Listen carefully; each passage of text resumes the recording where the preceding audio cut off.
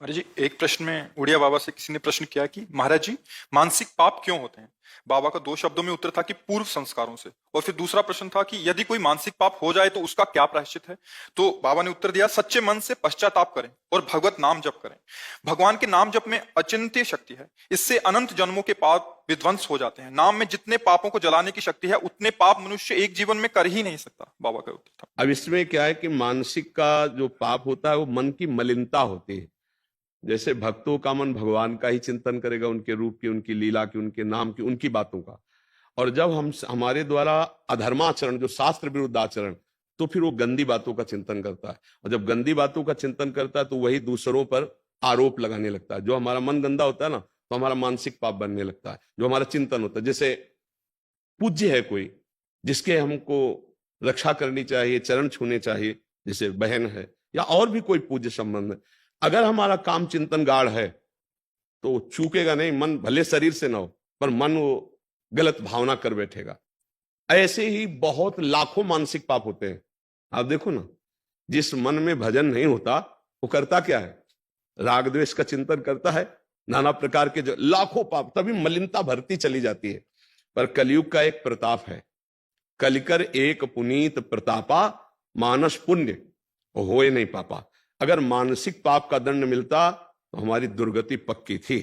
पर कलयुग में चूंकि मलिन हृदय अधिक होंगे, इसलिए सिद्धांत बना दिया गया कि जब तक शरीर से पाप नहीं होगा तब तक मानसिक पाप का दंड उसे नहीं दिया जाएगा। अगर कहीं मानसिक पाप का दंड होता तो बहुत बड़ा लगता।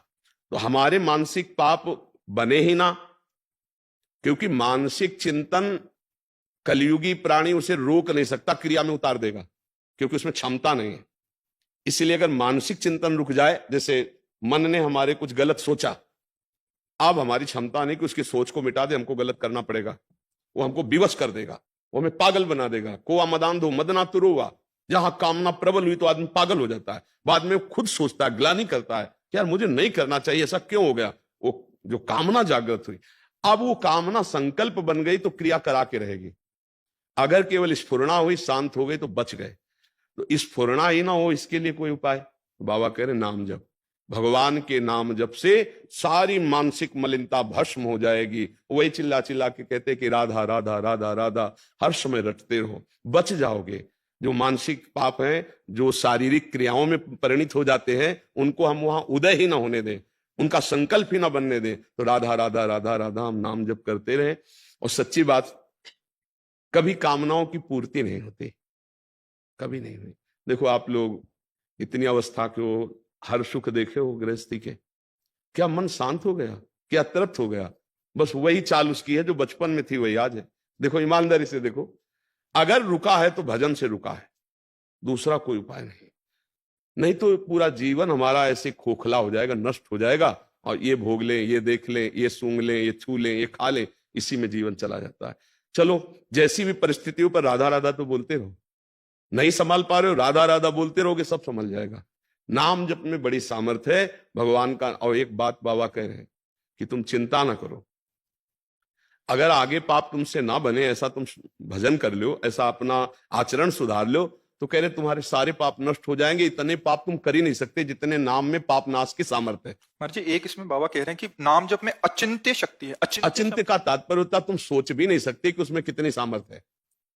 अरे जब भगवान को अधीन कर लेता है नाम जपक, तो और तो बात है। सुमीर पवन सुत पावन नामू, अपने बस करी राखे रामू। भगवान को अधीन कर लिया तो और शक्ति की क्या बात। और भगवान भी नाम की महिमा को नहीं पूर्ण रूप से गाए।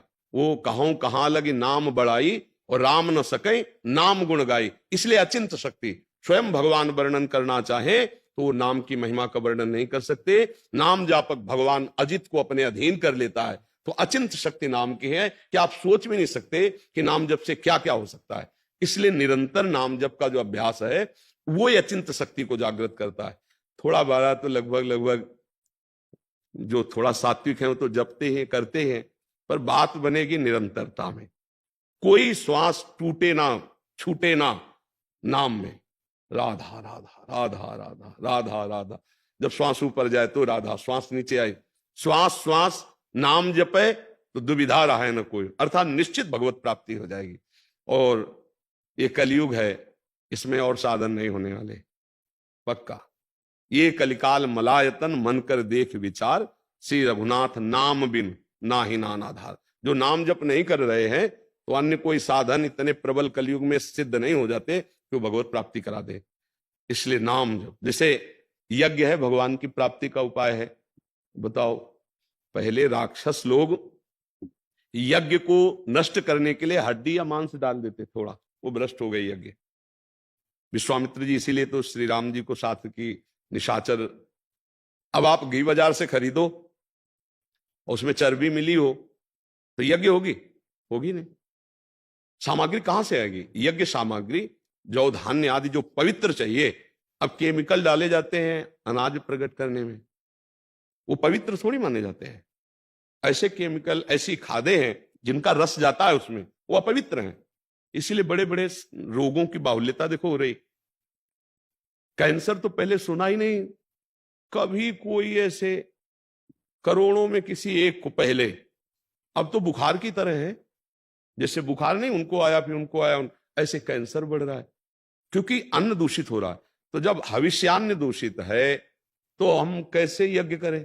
कलयुग में यज्ञ सिद्धि बड़ा मुश्किल है भाई। बड़ा शुद्ध घी हो और शुद्ध हविष्यान्न हो और शुद्ध मंत्र बोलने वाले हो, शुद्ध मंत्र हो, आराधना तप हो, तब यज्ञ तो बड़ा कठिन। अच्छा, ध्यान, आंख मूंद के देख लो, अंधकार के सिवा क्या दिखाई देता है? शांत होके बैठो तो प्रपंच पूरा चलने लगता है अंदर, क्या ध्यान लगेगा? सतयुग में ध्यान के द्वारा भगवान की प्राप्ति होती थी, त्रेता में यज्ञ के द्वारा होती थी, और द्वापर परिचर्यायाम भगवान की सेवा विधान, सेवा पद्धति। अब आप बाजार से मिठाई लेने गए हो, सैकड़ों लोग वहां खरीद रहे हैं, बेचने वाला कितना हाथ पवित्र है पवित्र उससे मतलब नहीं, बनाने वाला हो सकता है मसाला सुपारी खा के बीड़ी पीते हुए बना रहा हो, क्या स्थिति है पता नहीं। तो अमनिया जो ठाकुर जी की पूजा के लिए भोग चाहिए, जो वस्त्र चाहिए, जो सामग्री चाहिए, बड़ा मुश्किल है पवित्र मिलना। अब लघु शंका करके दुकानदार आया, अब हाथ धो के आचमन करके ये प्राय खड़े खड़े लघु शंका की और आके फिर, तो अपवित्रता अगर वस्तुओं की है तो हम कैसे ठाकुर को सेवा करके रिझा लें? पवित्र पदार्थ, दूध ले रहे हैं हम और उसमें केमिकल्स का बना हुआ है, पनीर ले रहे हैं, कौन सा भोग लगावे? हर घर में गाय तो नहीं पाली जा रही, तो सेवा पद्धति ठाकुर की कैसे होगी? गाय के दुग्ध से स्नान कराया, गाय के घृत से बने हुए पकवान सुंदर भोग लगाए, भगवान की आरती उतार, कहां है? कोई बिरला ही नहीं। तो अब कहां सेवा भाव कि हर घर में 2-4 गाय हैं और उनको अब तो आधुनिकता, ट्रैक्टर का जमाना, तो हम भगवत सेवा के बल से भगवान को प्राप्त कर ले, ये भी बड़ा कठिन हो गया। ये द्वापर में था, द्वापर में परिचर्यायाम। अब एक उपाय रह गया है, कलौ तद्धरि कीर्तनात्, भगवान के नाम का जप और कीर्तन यही मंगल करेगा। इसमें अपवित्र पवित्रो वा सर्वावस्थांगतो पिवा या स्मृत पुंडरीकाक्षम स्वायाभ्यंतरा शुचि, चाहे भीतर से चाहे बाहर से, दोनों जगह से तुम परम पवित्र हो जाओगे यदि नाम चल रहा है। कृष्ण कृष्ण, श्याम श्याम, राधा राधा, राम राम, जो भगवान का नाम प्रिय लगे, जो गुरुदेव ने दिया हो, खूब नाम जप करो, इसी से परम मंगल हो जाएगा। अचिंत शक्ति नाम में विराजमान, मतलब तुम सोच नहीं सकते, कर तुम अकर तुम अन्यथा कर तुम, सर्व समर्थ भगवान का नाम है, बस जपने लगो। जैसे गरीब आदमी 1-1 रुपया जोड़ता है, ऐसे राधा राधा राधा राधा राधा राधा, चाहे नहाए हो या ना नहाए हो, अपवित्र अपवित्र हुआ, सोच में बैठे तो भी अंदर अंदर जप रहे राधा राधा राधा। मतलब सोच में दिल फेल हो जाए तो क्या करो?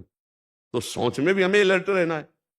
शौचालय में गए राधा राधा, नाम के लिए कोई निषेध नहीं, मंत्र के लिए निषेध, मंत्र नहीं जप सकते, नाम को कहीं भी जप सकते हो। अपवित्र पवित्र हुआ, चाहे पवित्र हो चाहे पवित्र हो, तो खूब नाम जप करे तो शारीरिक मानसिक सब पापों से मुक्ति मिल जाती है और भगवान हमें अपनी शरण में ले लेते हैं। हमारा आवागमन जो जन्म मरण का चक्र है, इससे छुटा दे।